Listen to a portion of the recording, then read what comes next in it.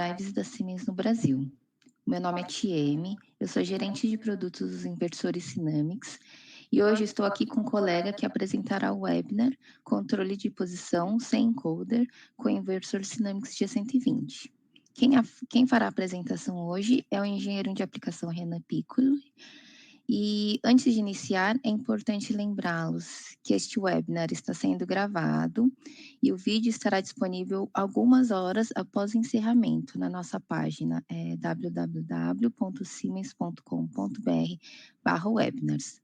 Para ver a gravação é só se registrar que aí o vídeo começa automaticamente.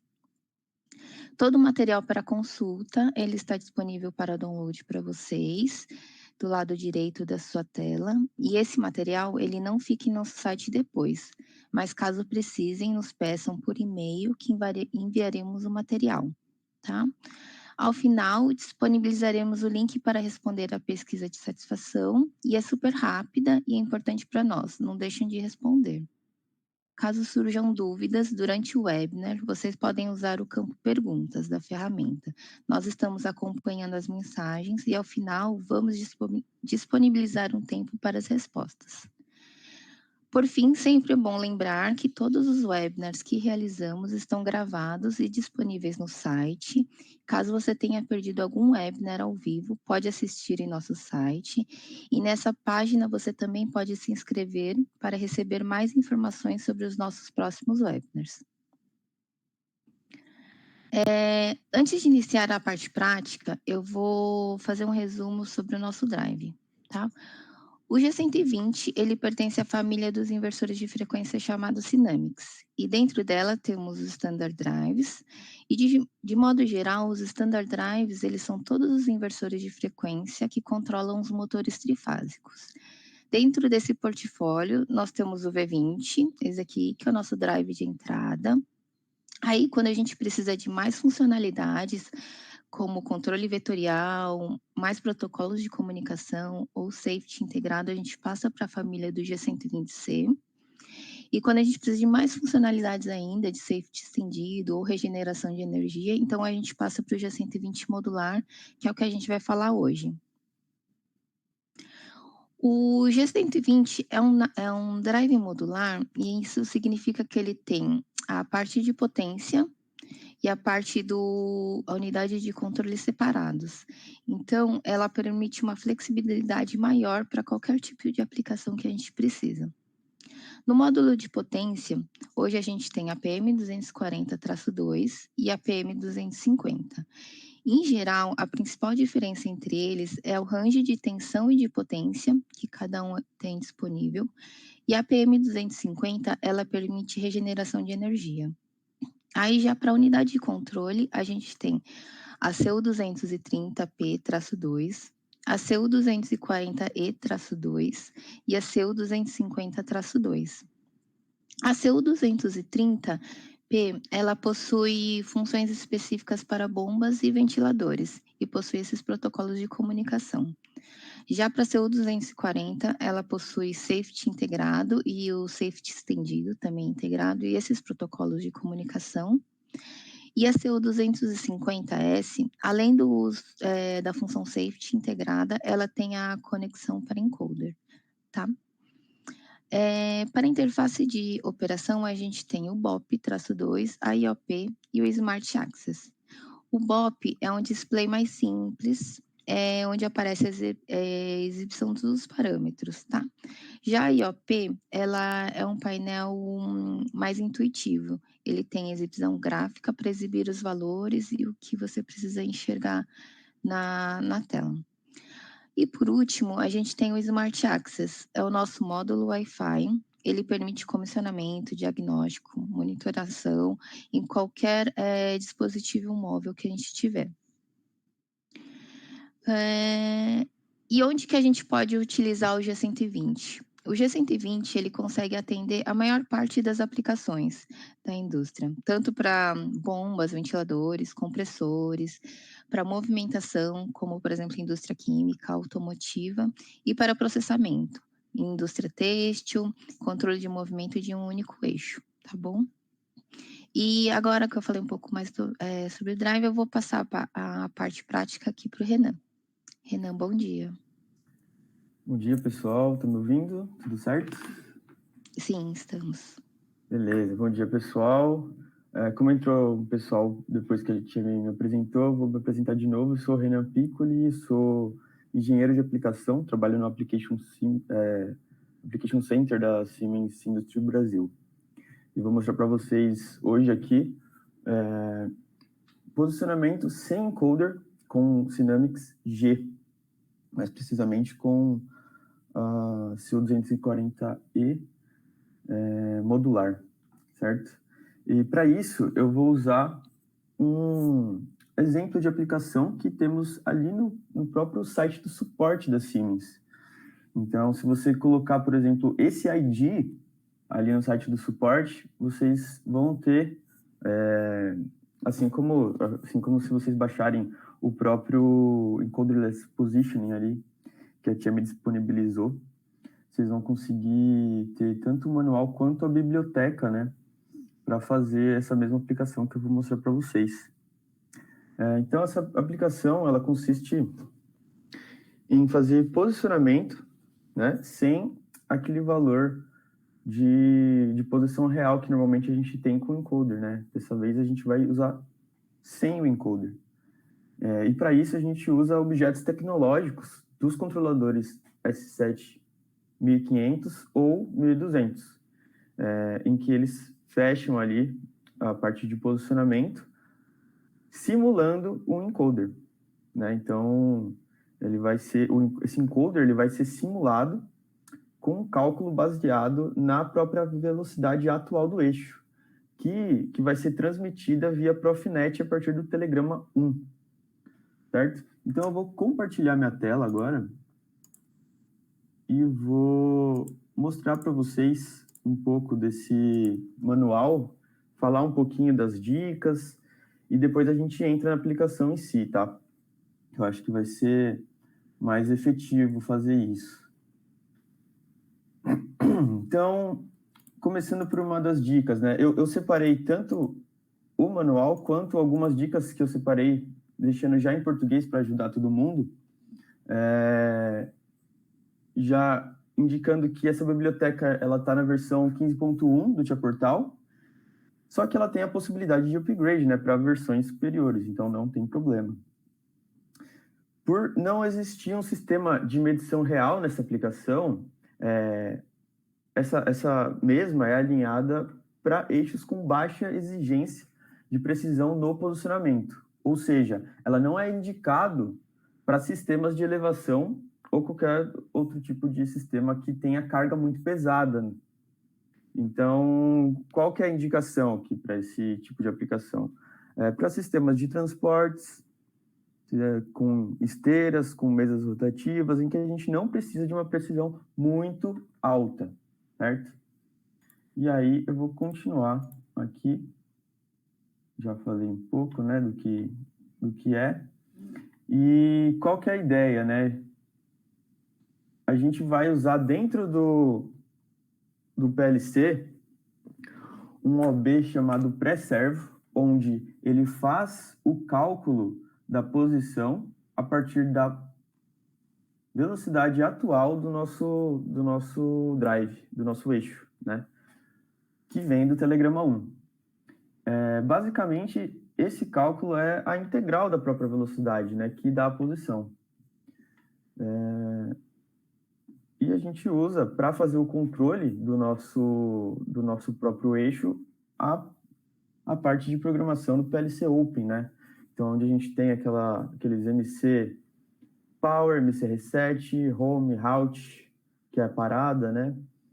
Movimento absoluto, relativo. Então, a gente vai usar tudo isso para fazer o nosso posicionamento, ligar o eixo, etc. Já vi que perguntaram ali da parte de precisão no posicionamento, né? Então, depende sempre de como está fechado o nosso controle, né? E qual que é o drive que a gente vai usar.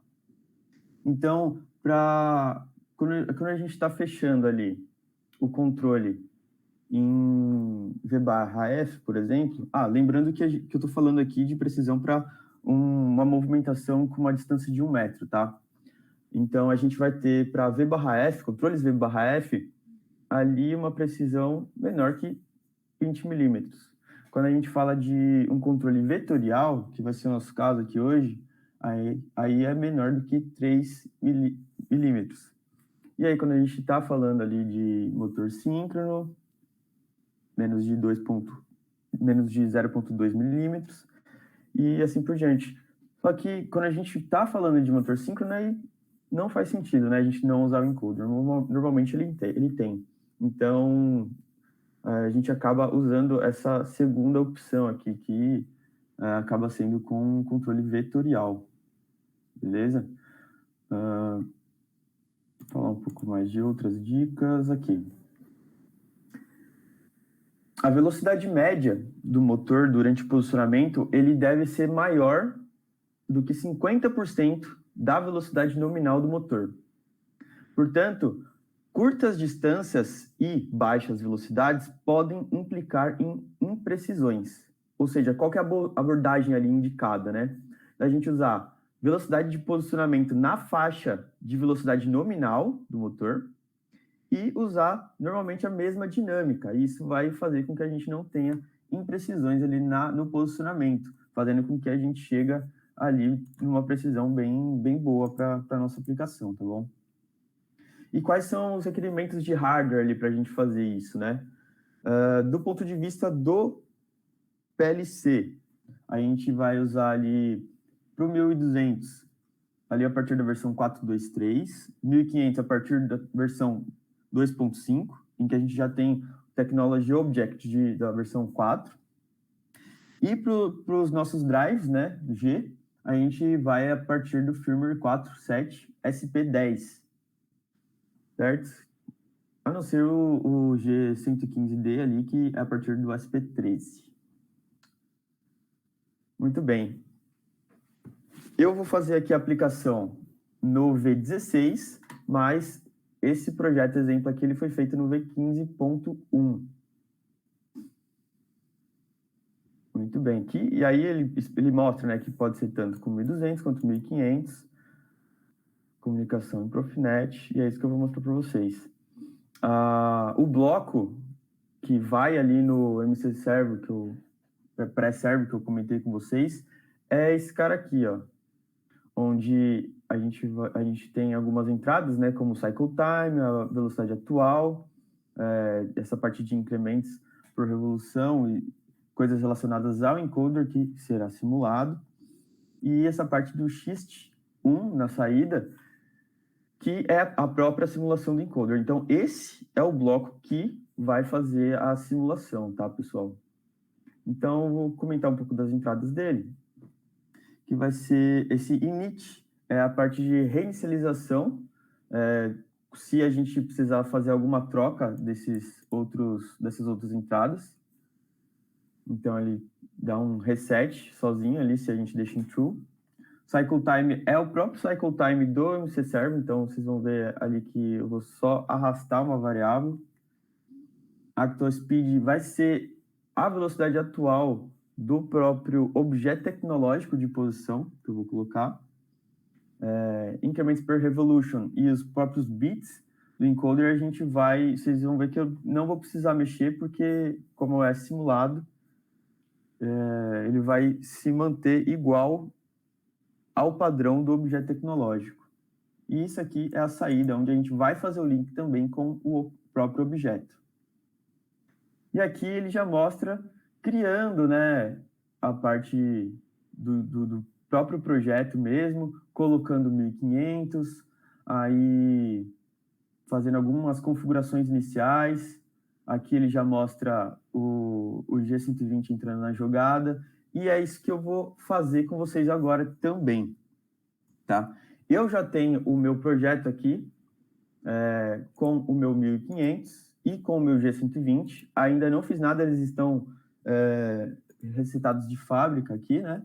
Então, eu vou fazer a partir daqui para mostrar para vocês como é a aplicação, certo? Deixa eu ver se eu preciso mostrar mais alguma dica. Por enquanto, não. Vamos lá. Eu vou fazer primeiro aqui o assign, onde eu vou mostrar para o G120 quem que vai ser o controlador dele, ou seja, o 1500, certo? E, a partir daqui, a gente já pode fazer a parte de comissionamento do próprio G120, tá? Lógico, alinhar nome, IP, essas coisas eu não vou ficar repetindo, porque em vários outros webinars isso já foi bem colocado, né? A gente tem que avançar um pouquinho, né, nessa parte. Beleza? Vou continuar aqui, então, fazer offline mesmo o meu comissionamento do G120, depois eu faço um download. Então, eu vou fazer conforme ali o próprio exemplo do manual está pedindo, tá? Então, Application Class, a gente vai usar aqui o Dynamic Drive Control, e ele mostra, né? Ele usa controle vetorial, ele mostra aqui quais são as aplicações dedicadas, e aí eu vou para a próxima etapa. Próxima etapa, eu vou escolher onde vai ficar minha rampa. Rampa, nesse caso, vai ficar no PLC. Por quê? Porque eu vou usar o objeto tecnológico, certo? Vamos para o próximo. Aí aqui eu vou ter que alinhar qual que vai ser o telegrama que eu vou usar, né? E a macro. A macro eu vou manter 7, porque eu vou fazer via field bus. E o telegrama eu vou manter o telegrama 1, tá? No telegrama 1 a gente envia... o que tem nessa troca, né? É a parte de velocidade. É o controle e o set point de velocidade e status e a velocidade atual. Aqui a gente alinha qual vai ser o sistema de unidade e a tensão. Nesse caso aqui, como eu estou usando o kit, vai ser 400 mesmo. Aqui você precisa de resistor e filtro. Aí aqui é a parte onde eu coloco os dados de placa do meu motor. Os dados de placa do meu motor eu tenho anotado aqui, para não esquecer. Então, corrente, eu coloco 0,42. Potência, 0,12.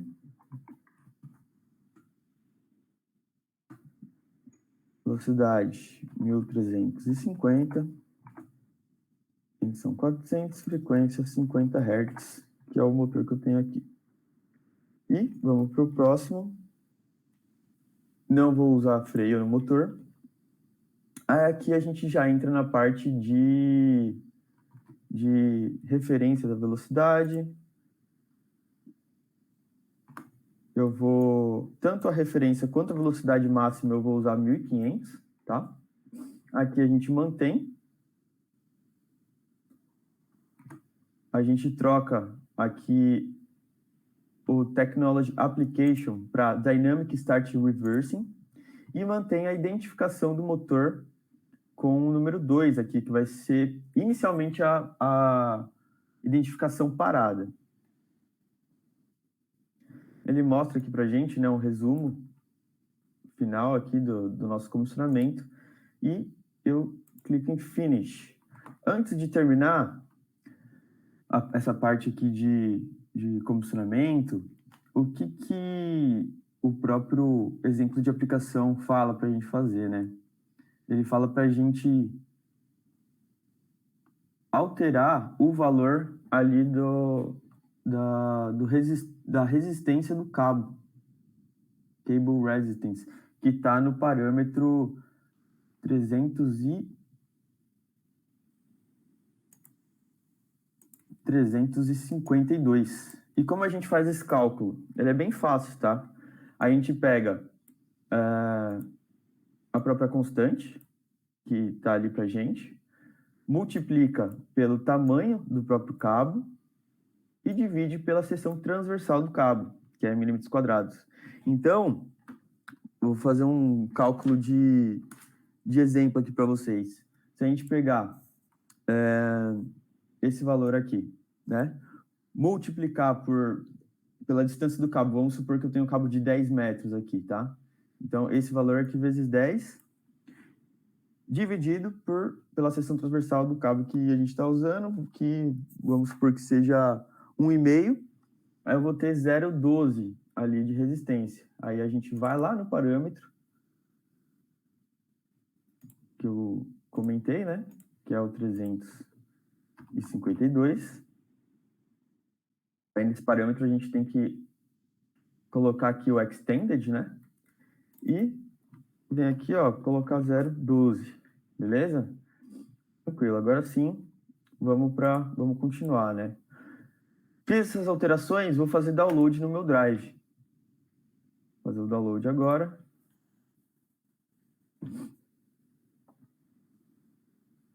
Vou fazer download. Em seguida, eu vou fazer a identificação do meu eixo. Do motor, na verdade. E nessa parte de identificação, o que acontece, né? A gente manda tensão, manda corrente pro motor ali e eu recebo de volta essas mesmas coisas e faço um cálculo interno no drive para deixar as coisas mais otimizadas, né? Então ele vai saber, por exemplo, qual que é a resistência ali do estator e coisas desse tipo para deixar otimizado. Então estou terminando o download agora.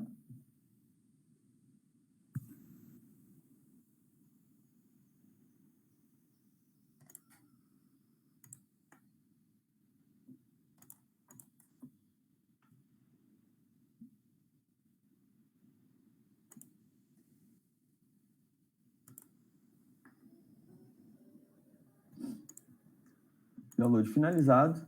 Eu vou aqui entrar em Commissioning. Vou entrar no Control Panel. Go Online.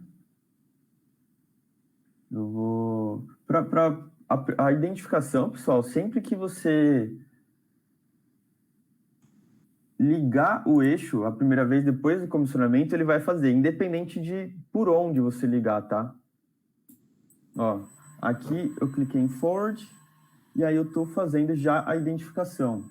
Percebam que eu não posso sair dessa tela, senão ela dá falha, tá? Isso daí é bem lembrado. Então, novamente, eu vou começar de novo a identificação. Lembrando que não pode sair da tela. Aí isso é coisa aqui do próprio Control Panel, tá?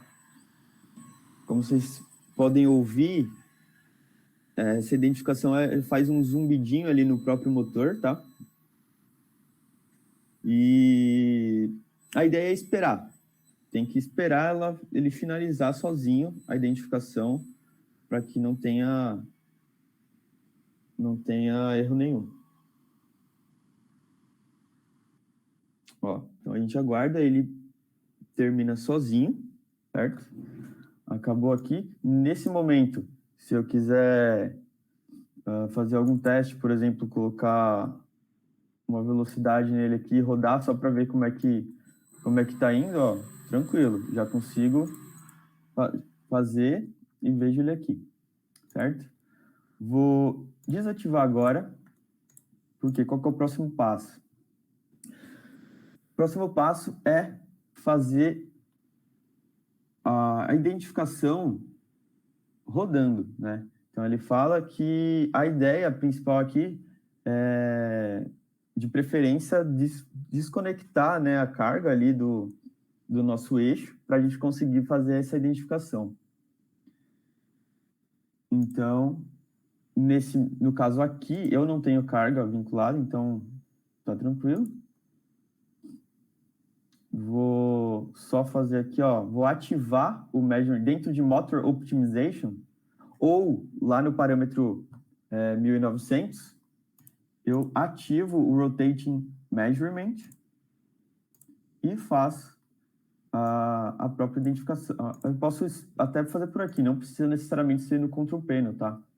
Então, ó, ativo aqui e ligo aqui do lado direito no Switch On. E agora ele está fazendo ali a identificação, dessa vez girando o eixo. Dessa vez ele gira o eixo. Muito bem, terminou. Concluiu com sucesso. Não preciso fazer nada aqui para ativar, tal. Ele já faz as alterações para mim. A única coisa que eu preciso fazer é o backup, né? É fazer o save de RAM para ROM. Por quê? Porque quando a gente faz essas alterações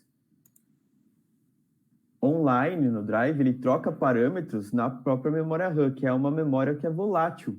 Ou seja, se a gente desligar e ligar, se foi essas alterações, né? Por isso que a gente faz o Save RAM to ROM, onde ele grava no HDzão dele ali. Muito bem. Feito isso, a gente acabou a parte do Drive ali, tá? Aí a gente vai pro PLC. Então, eu já posso até ficar offline aqui no meu G120 e posso analisar as próximas etapas aqui. Então, qual que é a próxima etapa? Ele vai ali no Tia Portal e busca a biblioteca, né? Então, vai ser isso que eu vou fazer. Vamos lá. A biblioteca eu busco aqui do lado direito, tá? Vou fechar aqui. Do lado direito. Ó, eu vou dar um Open. Eu vou procurar aqui minha biblioteca. Ela vem nesse jeito compressed aqui. Eu vou abrir ele. Vou deixar na própria área de trabalho. Aí vocês vão ver que ela está na versão 15.1 e eu vou fazer um upgrade para a versão 16, tá? Ó, ela está fazendo esse upgrade aqui e aí eu já trabalho com ela na própria versão 16.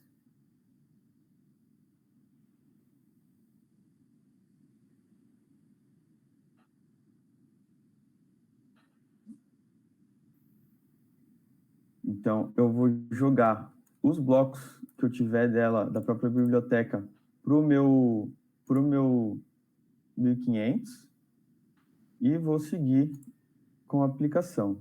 Ó, então, busco aqui, ó, esses dois carinhas aqui, tanto o bloco quanto ADB, jogo pro meu Program Blocks. Joguei para cá. Aí, vamos ver o próximo passo aqui, ó. O próximo passo ele faz um compile aqui, né? Então vamos fazer também. Clico para ele compilar esses dois blocos que eu coloquei aqui dentro. Ó, vou fazer vou compilar o meu PLC.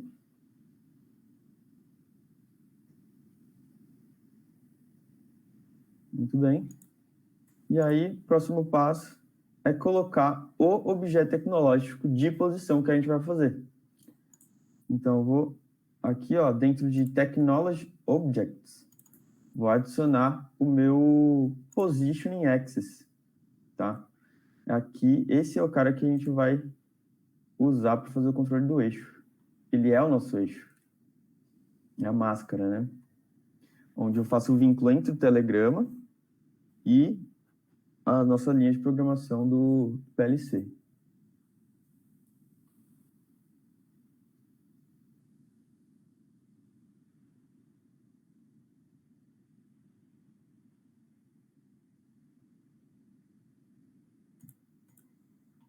Então, ó, coloquei o meu objeto tecnológico ali. Agora eu vou fazer o que eu preciso nele, que é a própria configuração, né? Então, eu vou vincular o drive, certo?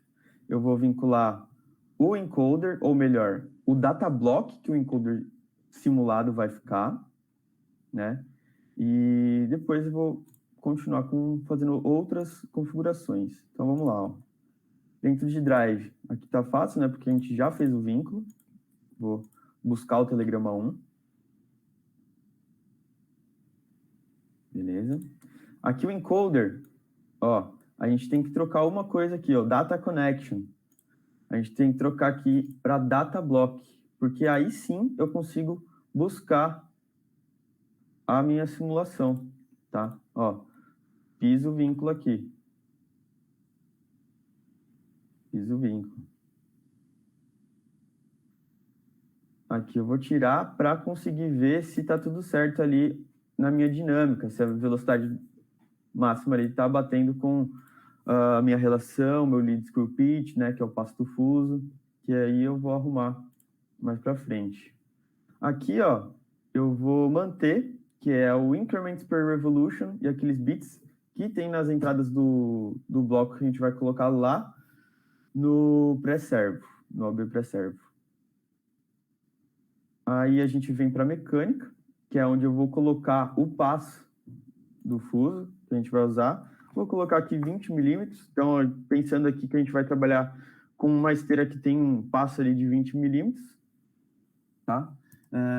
Normalmente, a gente, nas aplicações, coloca aqui, né, a relação que a gente tem. Mas, no meu caso, como eu estou até mostrando para vocês aqui, né? Como eu vou usar ele sem carga, não vai ter uma relação. Então, para eu mostrar direitinho, eu vou deixar ele assim mesmo, tá? E de screw pitch coloquei 20, pensando nessa minha aplicação. Vou ajustar aqui a minha dinâmica default, tá? Pessoal, dinâmica default é diferente de limite de dinâmica, tá? Então, vamos pensar assim. O default é quando eu deixo -1 na entrada do meu bloco de velocidade, de posicionamento, de jogue. Se eu deixo -1 naquela dinâmica, ele vai pegar essa dinâmica que eu colocar aqui, tá? Então, ó, por exemplo, eu vou escolher aqui uma rampa de 1 segundo de aceleração, 1 segundo de desaceleração e uma velocidade default aqui de... Aí, lembrando das recomendações, né? Vou colocar uma velocidade default igual à minha velocidade de nominal. Então, se eu fizer uma conta rápida aqui, para saber qual que é a velocidade em milímetros por segundo, por exemplo, eu faço um cálculo. Eu pego a minha velocidade em RPM, divido por 60, né, segundos, e multiplico pelo meu lead screw pitch, que seria o passo do fuso, e multiplico também pela minha relação, que é 1 para 1. Então, nesse caso, eu faço 1.350 dividido por 60 vezes 20, que dá os meus 450 aqui, tá bom? Vamos continuar, então. Vou manter aqui meu limite de velocidade em 500, que daria ali os meus 1.500, né, RPM. Limite de aceleração e desaceleração a gente mantém aqui. Lembrando que a gente não pode tentar colocar uma dinâmica muito alta aqui nesse tipo de aplicação, porque a gente vai ter imprecisões caso a gente tente fazer isso, né? A gente não está trabalhando com servo aqui, certo? Então a gente tem que lembrar disso. O que mais que eu falo dessa parte aqui? Tem uma questão interessante aqui, né? A gente, nesse tipo de aplicação, a gente normalmente usa bastante essa parte do passive home aqui, que é um home, um referenciamento durante o posicionamento. Então, vamos supor que você está fazendo um posicionamento ali, rodando o eixo, a partir de um sensor, ou da entrada de um produto no sensor, alguma coisa ali, né? Se o sensor de referenciamento vai para ali, ele joga uma posição específica naquele eixo, né? Então, em muitas aplicações é usado aí esse tipo de passive homing, né? E aí a gente vai para a parte do pré-servo. Deixa eu terminar aqui de arrumar algumas coisas na minha configuração do objeto. Como eu alterei ali o meu lead screw pitch, né, o passo do fuso, eu vou alterar algumas coisinhas aqui também, como, por exemplo, o following error, né? Following error eu vou aumentar também para 20. Following error, para quem não sabe, é a discrepância ali entre a posição atual do eixo e o set point de posição do eixo, né? Quando a gente trabalha com o setpoint, ele faz um degrau. Só que como a gente está trabalhando com uma mecânica real, nunca será um degrau, né? Sempre vai ter uma subida em rampa, né? Então, existe ali uma discrepância, e essa discrepância a gente pode colocar um limite para dar um erro. Nesse caso, a gente pode aumentar um pouco mais, não é um problema, tá? Vou aumentar também essa parte aqui de Begin of Dynamic Adjustment. Por quê? Porque vou já pegar a dica aqui. Qual que é a ideia, né? É importante a gente calcular uma velocidade mínima para evitar falha, né, na parte de posicionamento. Então, é importante que a gente pense qual que vai ser a nossa velocidade mínima, né? Lembrando que a indicação é usar a velocidade nominal e a mínima, existe uma fórmula para a gente determinar ela, que é a partir dos parâmetros 1755, 1756, que a gente olha ali no nosso drive, né?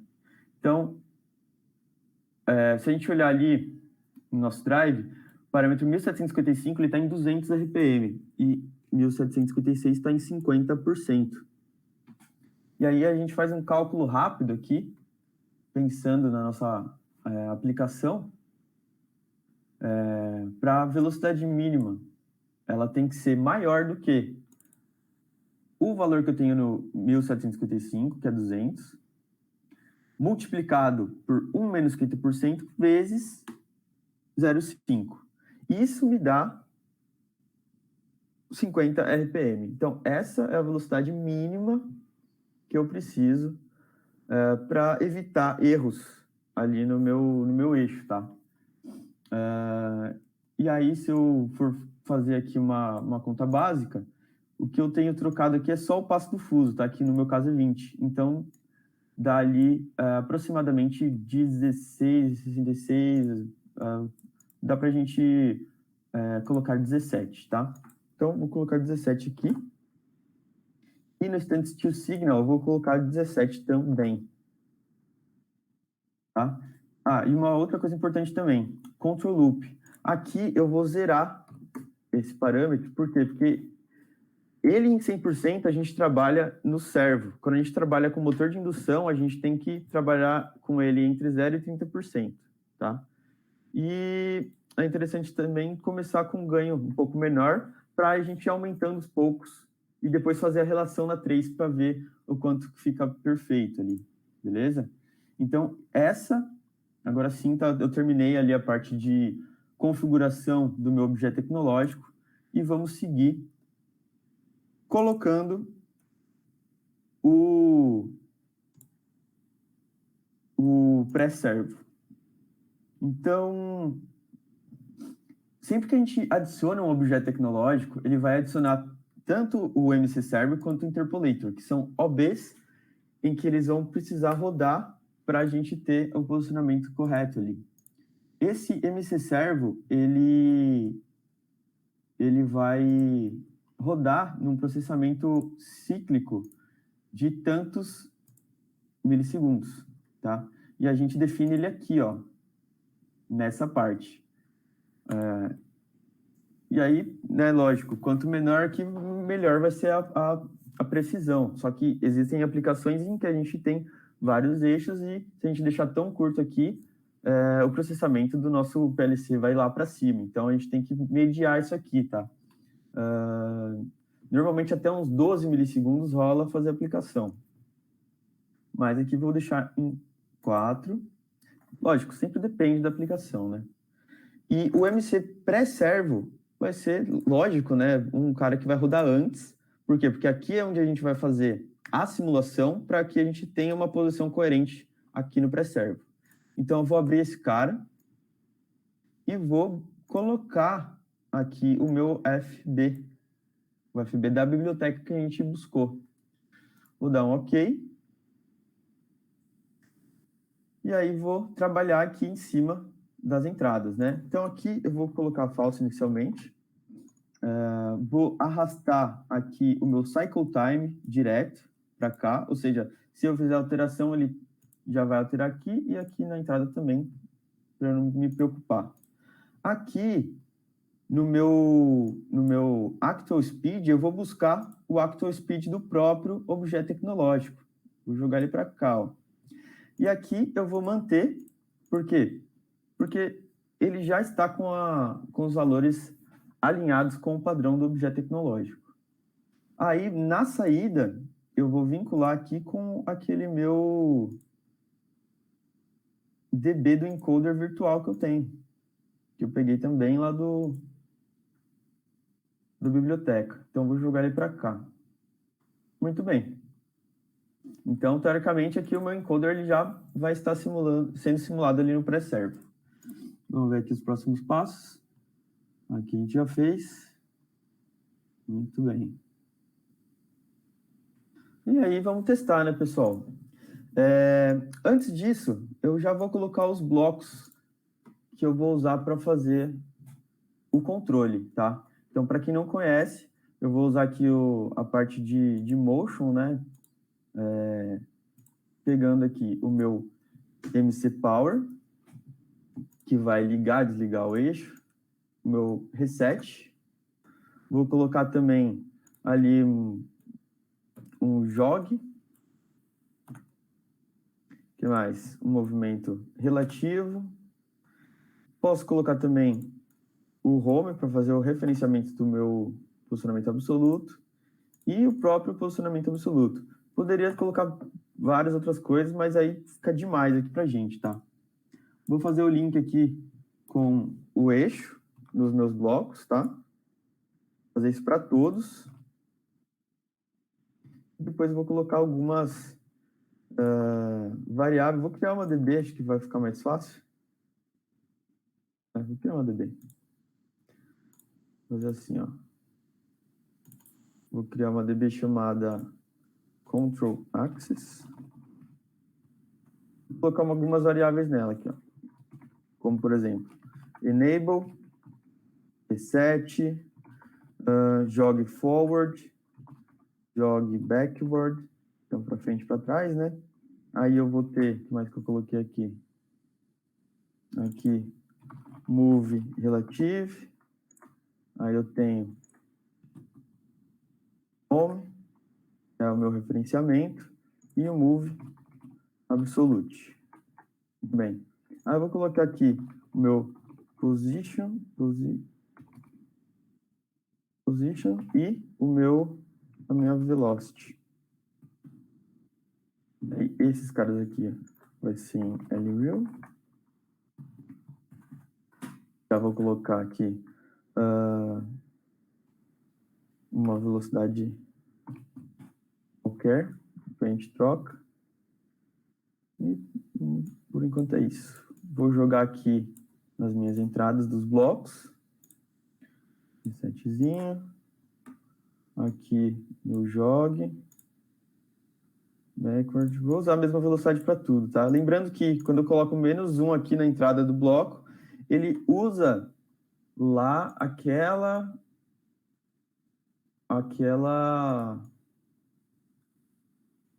dinâmica default que eu coloquei, tá? Ele vai usar aquela dinâmica default lá que eu configurei no próprio objeto tecnológico. Aqui. Muito bem. Agora, é indicado fazer, depois que você faz tudo isso aqui, ó, indicado um rebuild. Vou fazer um rebuild tanto de hardware quanto de software, tá? Depois de várias iterações, mexi com objeto tecnológico, joguei biblioteca, então isso aqui é só para garantir, né? Muito bem. Depois disso, a gente já faz o download do PLC. Vou fazer aqui o download do PLC, então.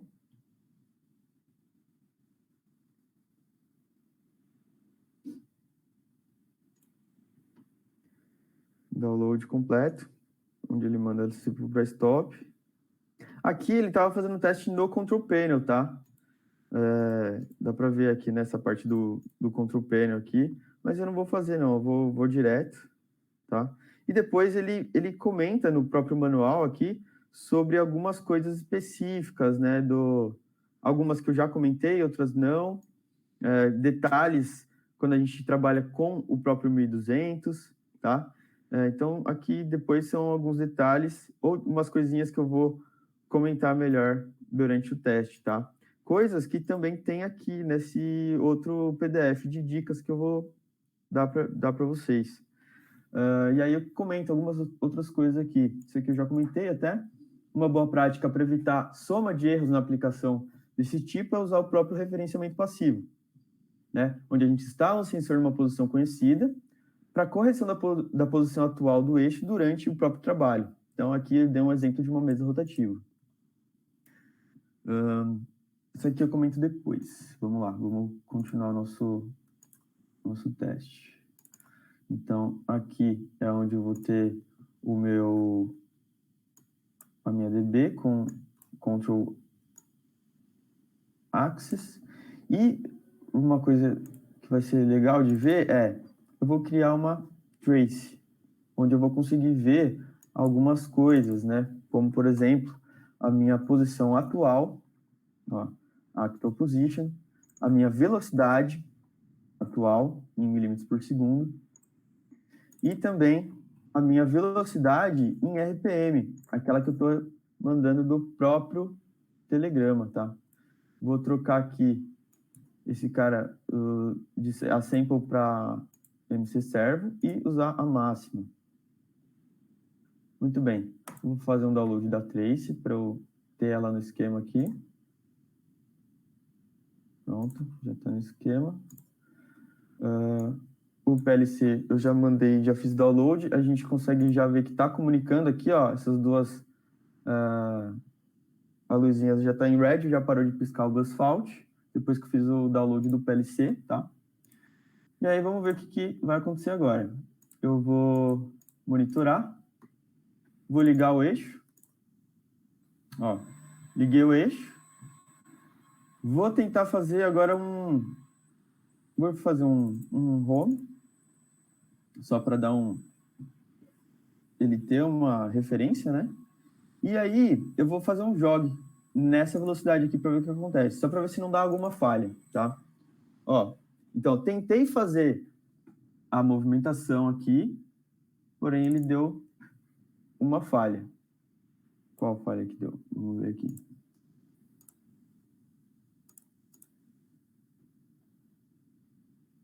A gente pode ver as falhas desse jeito aqui, ó.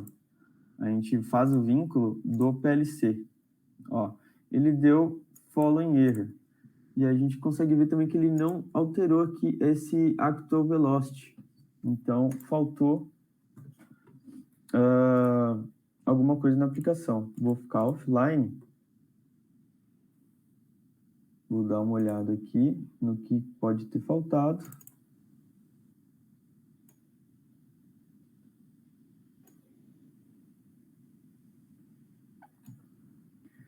Aqui tá tudo certo.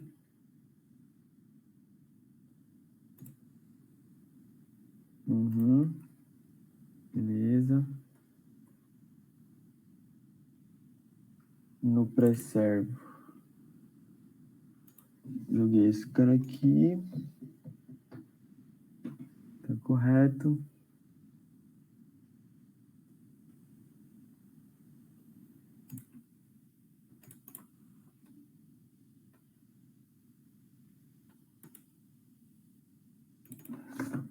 Parece que não... Parece que tá tudo correto.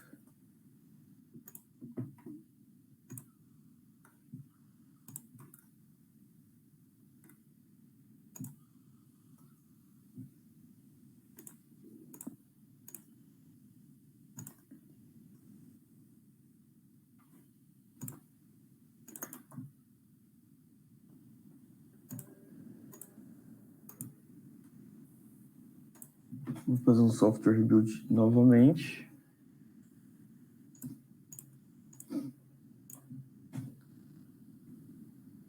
Um download.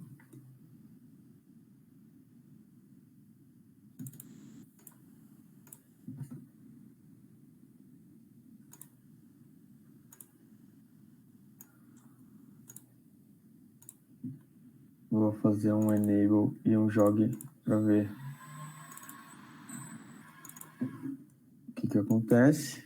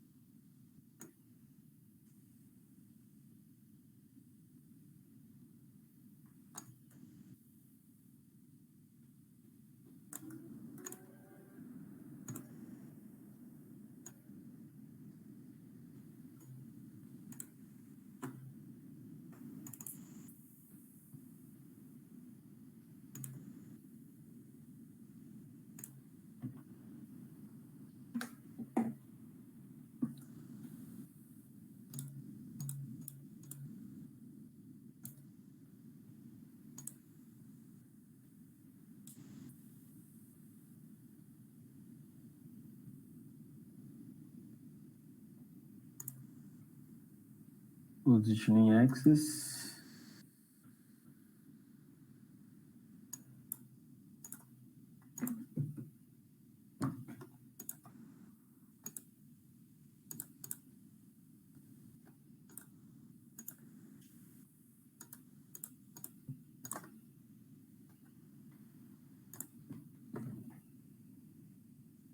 Pela trace ali, ele não alterou o actual speed.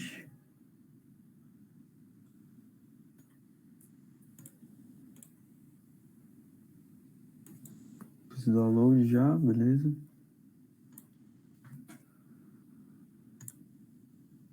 Deixa eu ir pelo control panel para ver o que pode ser. Control panel do próprio objeto tecnológico.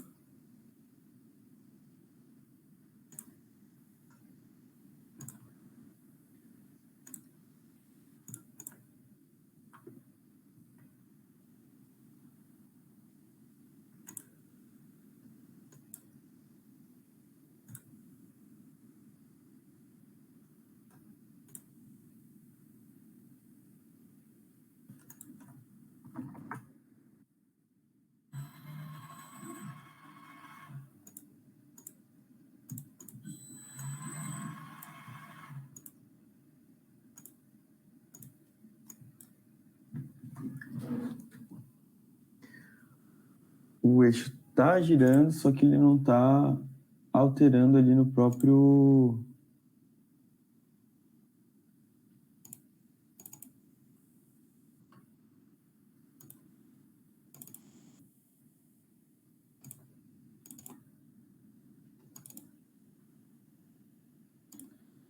Vamos ver se eu coloquei esse cara certo.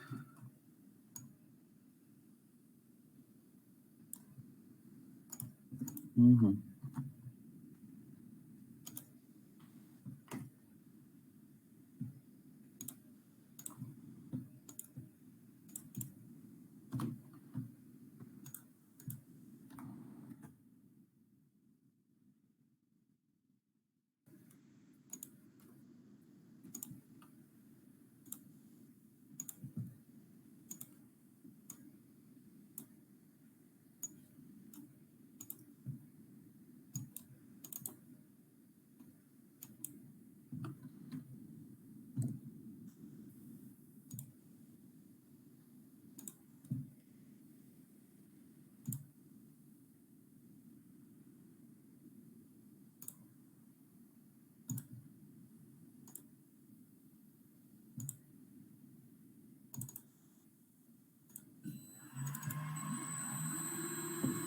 Beleza.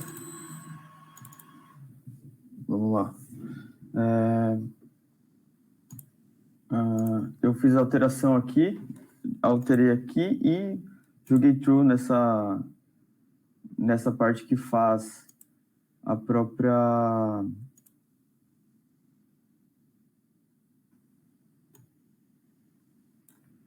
Ele tem na entrada.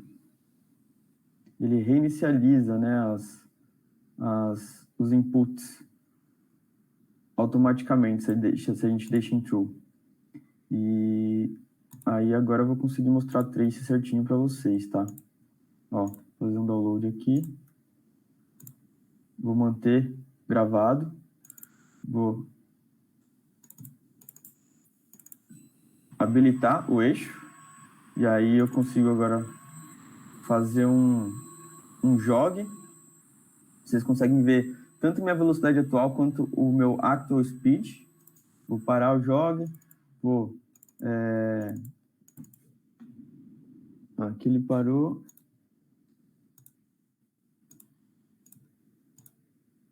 Aqui ele parou por following error, tá? Então, eu posso tanto abrir o following error, quanto talvez colocar um valor um pouco mais alto no próprio ganho, tá? Então, talvez seja esse caso nesse momento. Vou aumentar um pouquinho o ganho aqui.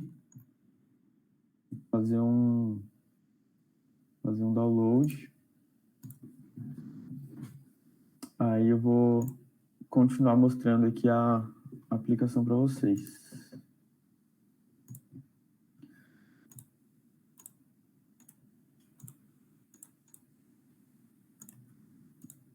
Fazer um download aqui da trace.